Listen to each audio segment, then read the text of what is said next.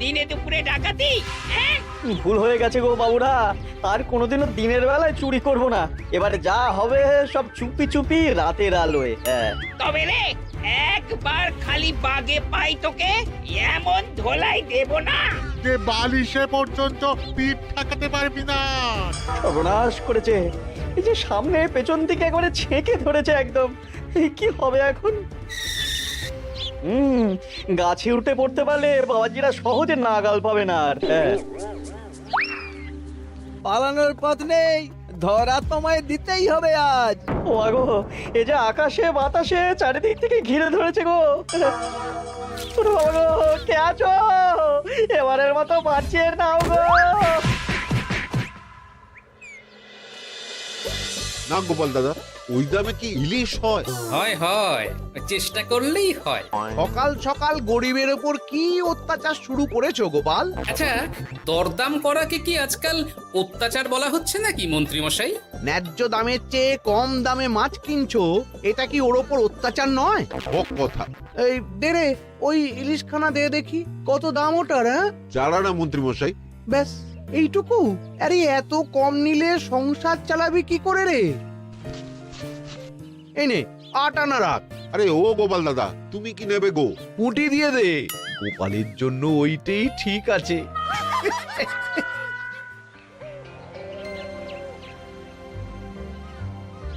বাজার তো নয় যেন আগুন।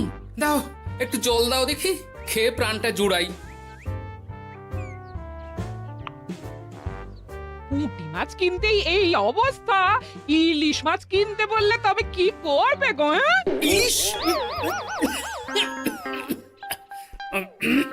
ও মা গো, ইলিশের কথা শুনেই যে বিষম খেলে গো। এই জল খাও, জল খাও, জল খাও।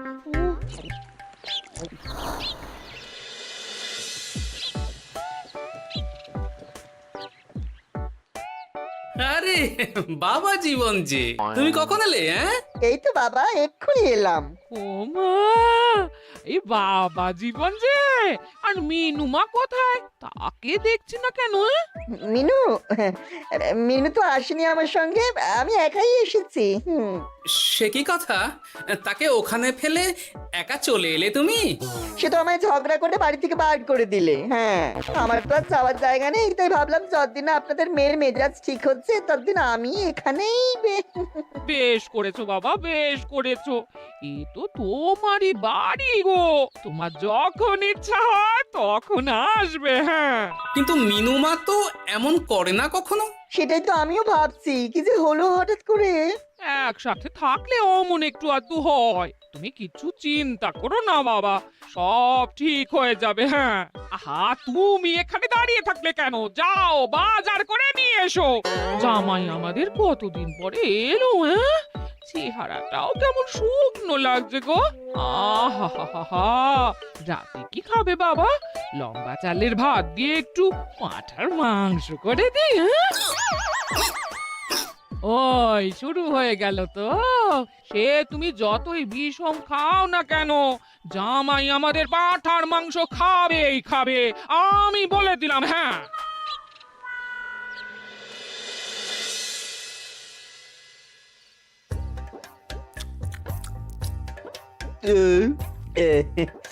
খাওয়াতে একটু বেশি হয়ে গেল। না না না, খান একশের মাংস কি আর এমন বেশি? বাবা বোধহয় অবাক হয়ে গেছেন আমার খাবার দেখে। হ্যাঁ, ছি ছি ছি ছি ছি বাবা, এ আবার কি কথা? আগে বলো দেখি, কাল কি খাবে? আরে বাবা, আজকেরটা হজম হতে দাও আগে। তুমি চুপ করো না, আমি তো জিজ্ঞেস করছি ওকে। হ্যাঁ, আসলে মা কি জানেন তো, অনেকদিন ইলিশ খাই না, তাই ভাবছিলাম কি। আমি বলি কি বাবা, আজই তো সবে গুরুপাক করলে, ইলিশটা না হয় কদিন পর হোক। একদম না, বাবা জীবন যখন মুখ ফুটে বলেছে তখন কালই ইলিশ হবে। হ্যাঁ,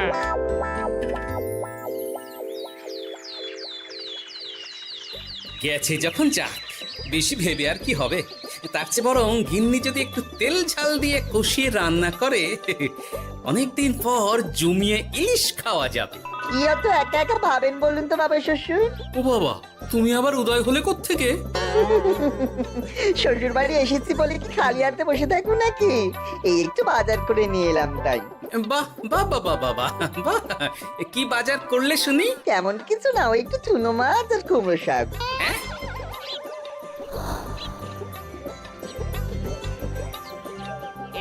নয় হ্যাঁ, বয়সটা তো কম হচ্ছে না তোমার। কাল মাংস, আজ ইলিশ, হজম হবে তোমার? হ্যাঁ, কাল মাংস মানে? আমায় তো শুধু ঝোল আলু দিলে তুমি, বাকি সবই ওই। চপ, গোলের সাথে তো কিছুটা মাংস গলে মিশেছে নাকি? সেটা কোথায় যাবে? হ্যাঁ, তা বলে এই চুনো মাছ আর কুমড়ো শাকের ঘ্যাঁট? জানেন তো মা, ইলিশ ভাজার চেয়ে আমার ইলিশ ভাপাটাই বেশি ভালো লাগে। হ্যাঁ, এই নাও নাও নাও, আরো দুটো ইলিশ ভাপা নাও। এই না না, আমি আর পারবো না। পারবে পারবে, সব পারবে। সবে তো 6খানা হয়েছে, আর না নিলে হয় কি করে বলো? হতভাগা, গোটা ইলিশটা সাবড়ে দিল। পারলে বেটা আমাকেও সাবড়ে দেবে কোনোদিন। কি হলো বাবা, আপনিও একটা খাবেন নাকি? না না বাবা, তুমি খাও, আমার জন্য চুনোই ঠিক আছে। মা, ইলিশ ভাজার আছে নাকি? আসলে ভাজাটা এমন করা হয়েছে না যে। আহা, নাও না বাবা নাও, লজ্জার কি? তোমার জন্যই তো করা এত সব। হ্যাঁ,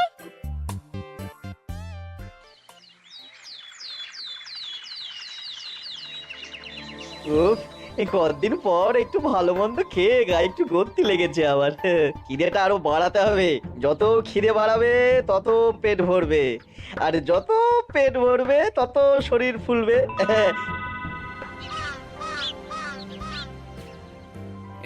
চাপে চাপে মুখটা কেমন চুপসে গেছে কদিনেই। এই যে বলি, ওই হাঁড়ির মতো মুখটা দেখার জন্য অত সময় নিলে বাজারটা কি করবে শুনি? হ্যাঁ, তোমাদের চাপে আমার হাঁড়ি তো এবার ঘটি হয়ে যাবে। তাতে লাভ বই, ক্ষতি হবে না কিছু। এখন যাও, বাজারে যাও। বাবা জীবন একটু দই কাতলা খেতে চেয়েছে আজ। হ্যাঁ, এ আচ্ছা জ্বালা তো, সারাদিন খালি খাই খাই আর খাই। তোমারই তো জামাই, তোমার মতোই হয়েছে তাই। বোঝো ঠেলা।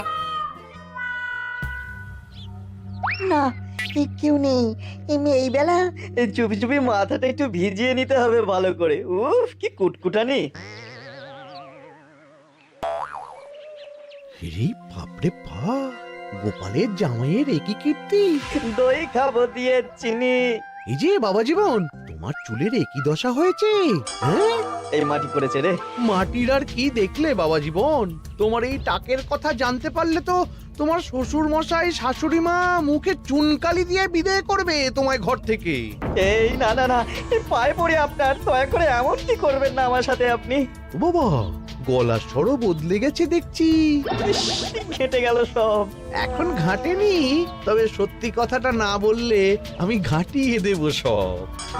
বলবো বলবো, সব সত্যি কথা বলবো, আমি সব সত্যি কথা বলবো। তবে দয়া করে আপনি কাউকে কিছু জানাবেন না। বলো তাহলে। আসলে আমার যমজ ভাই গোপালের জামাই, হ্যাঁ, আমার ভাইয়ের গলা একটু পাতলা, তাই ভাইয়ের শ্বশুরকে ঠকানোর জন্য আমিও ওরকম ভাবে কথা বলছি, আর ভাই শ্বশুর বাড়িতে গ্যাট হয়ে বসেছি।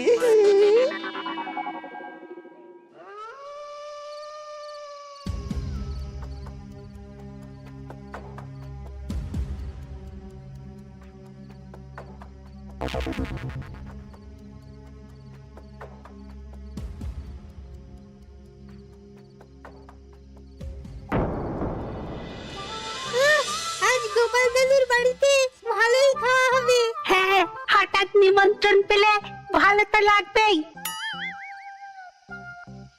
আরে ওই দেখ, এই সময় মন্ত্রী মশাই কার সাথে কথা বলছেন বলতো? একবার যদি বুঝিয়ে সুঝিয়ে ওর ওই জমিখানা আর যা কিছু সম্পত্তি আছে এসব হাসিল করে নিতে পারিস, তাহলেই ব্যাস।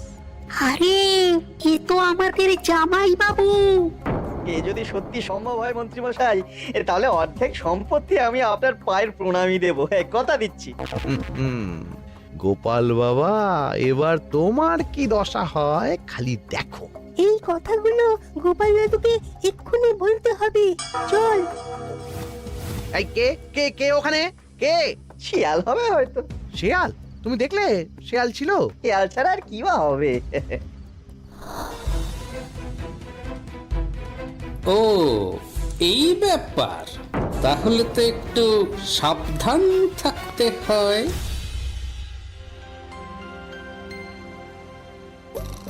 কি হে বাবা জীবন, আর কত ঘুমোবে? তুমি না বলেছিলে আমার চারা গাছের দেখভাল করবে? করব বাবা, নিশ্চয়ই করব। তবে গা হাত পাটা তো ম্যাচ ম্যাচ করছে না। ও আবার কি কথা গো? এই নাও নাও নাও, ডাবের জলটা খেয়ে নাও, বে ভালো লাগবে গো। সে না হয় নিচ্ছি, তবে গা হাত পাটা কাউকে একটু টেপাটেপি করিয়ে নিলে ভালো হতো।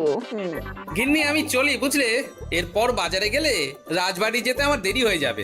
ও সব পরে হবে, দেখছো না জামাই বাবা জীবন কেমন ব্যথায় কষ্ট পাচ্ছে।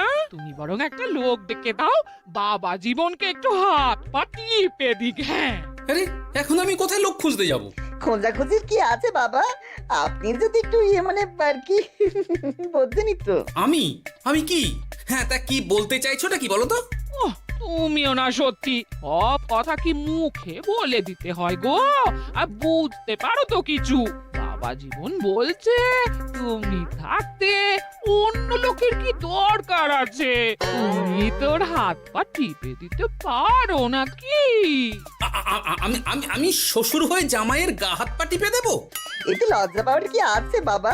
জামাই যদি শ্বশুরের সেবা করতে পারে, তাহলে শ্বশুর কেন জামাই সেবা করতে পারবে না? ঠিক কথা। দাঁড়াও দাঁড়াও, আমি ঘর থেকে তেল এনে দিচ্ছি, তুমি ভালো করে জামাই বাবা জীবনকে একটু মালিশ করে দাও তো, বরং আরাম হবে। হ্যাঁ হ্যাঁ হ্যাঁ, আমি তেল এনে দিচ্ছি। খুব ভালো হচ্ছে বাবা। এই করে যান, একদম থামবেন না, করে যান। হতভাগা, আমার জান কয়লা করে উনি আরামে ঝিমোচ্ছেন, দিতে হয় এক। এ কি জামাইয়ের মাথার কি অবস্থা? এ কি কাণ্ড!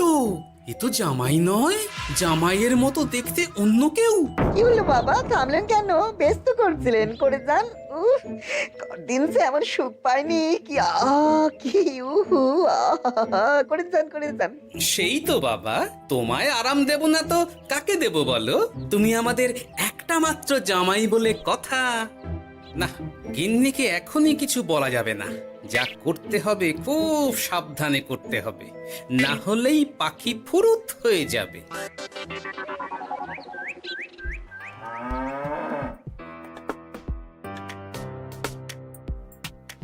কি বাবা, তুমি এত সকালে? কিছু হয়েছে নাকি? এই তো জামাই, আমি বুঝতেই পেরেছি ওদিকে কোনো একটা ঘোট আছে। শোনো, তোমাকে এখন আমার সাথে কৃষ্ণনগর যেতে হবে, তবে ওখানে গিয়েও কিছুক্ষণ গা ঢাকা দিয়েই থাকতে হবে, সঠিক সময়ে বেরিয়ে আসবে।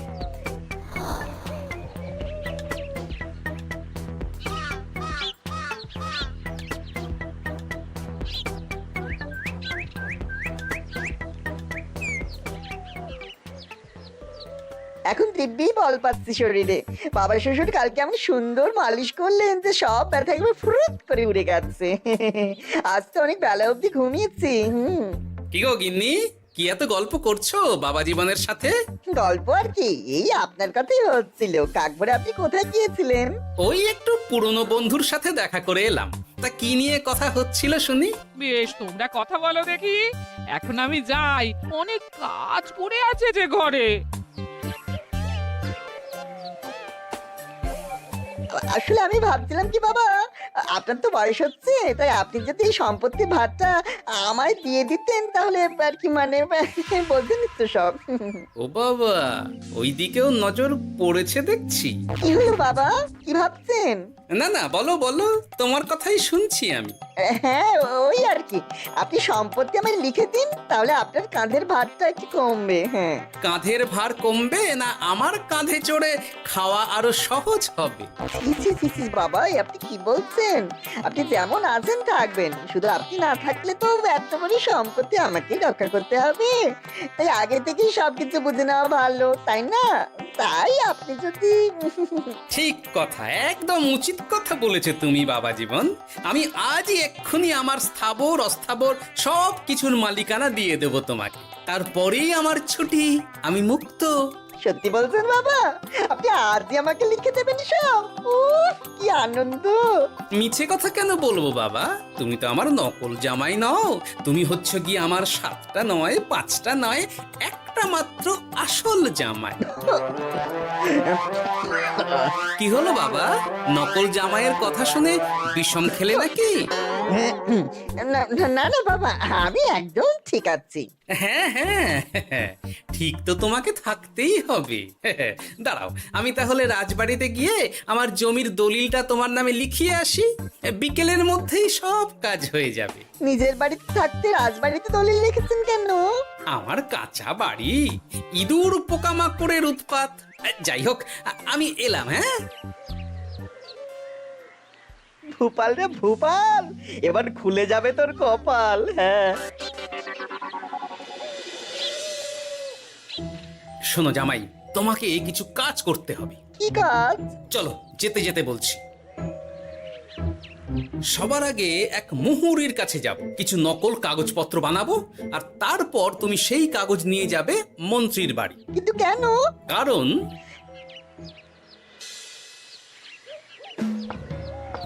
মন্ত্রী মশাই বাড়ি আছেন নাকি? এই দেখুন কি এনেছি আপনার জন্য। এই সময়ে কি ব্যাপার? আর তুমি সরু গলায় কথা বলছো কেন? বলা তো যায় না, কি কান পেতে কি শুনছেন? যাই হোক, এই দেখুন কাজ হয়ে গেছে। কি এসব? বাবা শ্বশুরের সম্পত্তির কাগজ।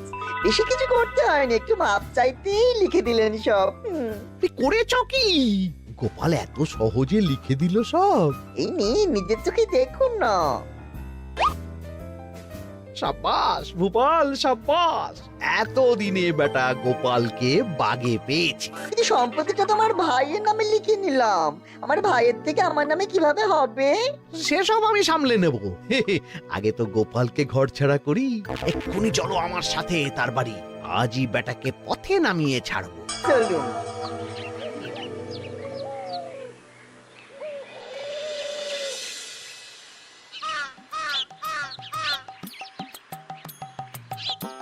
কি হলো বাবা শ্বশুর, গেলেন কই?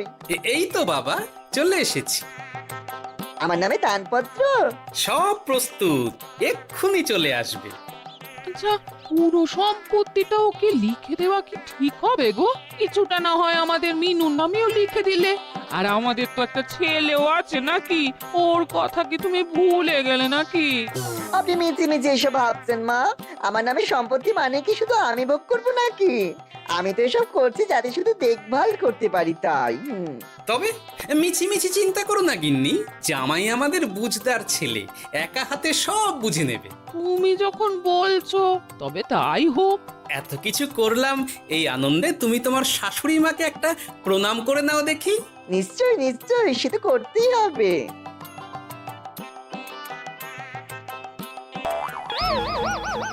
ওমা গো, এত বড় টাক এলো কোত্থেকে? এই, আপনি কি করলেন বাবা শ্বশুর? চুপ! এই তো সঠিক সময়ে মন্ত্রী মশাই এসে গেছেন দেখছি। আসতে তো হতোই গোপাল, সম্পত্তি লিখে দিয়ে তুমি এখন বাড়ি ছাড়তে চাইছো না, তা তো হবে না। তোমার জামাই আমার কাছে নালিশ করেছে। আমি আসল মন্ত্রী মশাই, ওই দেখুন আপনার পেয়ারের নকল জামাই। হ্যাঁ, এই ছেড়েছে আসল নকল একসাথে। ভাই তুই? অবাক হলে বাবা জীবন? এ কি, এটা আমাদের জামাই হলে ওটাকে? আমি আপনাদের আসল জামাই শাশুড়ি মা। ও আমার যমজ ভাই ভূপাল। চুরি করার অপরাধে বছর 10 আগে আমাদের গা থেকে তাড়িয়ে দিয়েছিল ওকে। লজ্জাতে সে কথা আমি বিয়ের সময় জানাতে পারিনি আপনাদের। আমি আজ ভোরেই মিনুর বাড়ি গিয়ে জানতে পেরেছি সব। তার আগেই যদিও এই বেটাকে আমি ধরে ফেলেছিলাম, কিন্তু হাতে নাতে প্রমাণ না পেলে তো তুমি বিশ্বাস করবে না আমার কথা, তাই এত সব কাণ্ড। দাদা কদিন আগেই বাড়ি ফিরে আমার ভাইকে সম্পত্তি দাবি করছিল। সেই নিয়ে আমাদের মধ্যে গোলমাল হয় তো। আর তখনই বেটা নকল জামাই সেজে হাজির হয় আমাদের এখানে, সাথে জোটে মন্ত্রী মশাই। কি বলছো? কি এসব? আমি তো কিছুই বুঝতে পারছি না। না বোঝার তো কিছু নেই মন্ত্রী মশাই, নকল জামাইকে দিয়ে আসল দলিল হাতিয়ে নেওয়াও তো আপনারই পরিকল্পনা ছিল। এখন ধরা পড়ে গেছেন বলে বুঝতে কষ্ট হচ্ছে বুঝি? মুখ সামলে কথা বলো গোপাল, তোমার কাছে কি প্রমাণ আছে যে আমি ওকে সম্পত্তির দলিল নিতে পাঠিয়েছিলাম? প্রমাণ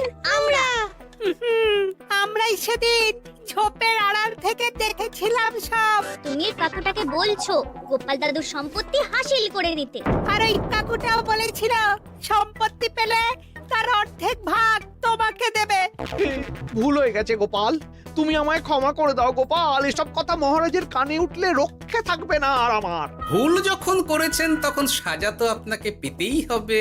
এরকম করে না গোপাল, লক্ষ্মী গোপাল, সোনা গোপাল আমার। আমি আমি আমি তোমায় পদ্মার ইলিশ মাছ খাওয়াবো। হ্যাঁ, দয়া করে তুমি মহারাজকে কিছু বলো না। পদ্মার ইলিশ? বলো নকল জামাইকে খাইয়েই তো শেষ হয়ে গেছে সব। বলি আসল জামাইকে কি খাওয়াবে ভেবে দেখেছো? পদ্মার ইলিশ এলে সেই ইলিশ খাবে আমাদের আসল জামাই। কি বলো নেপাল বাবা জীবন? যেমন আপনাদের ইচ্ছে মা। না, নেপাল ভোপালের জ্বালায় ওই চুনোই লেখা আছে আমার কপালে। হাসির রাজা জ্ঞানের রাজা রসিক রাজা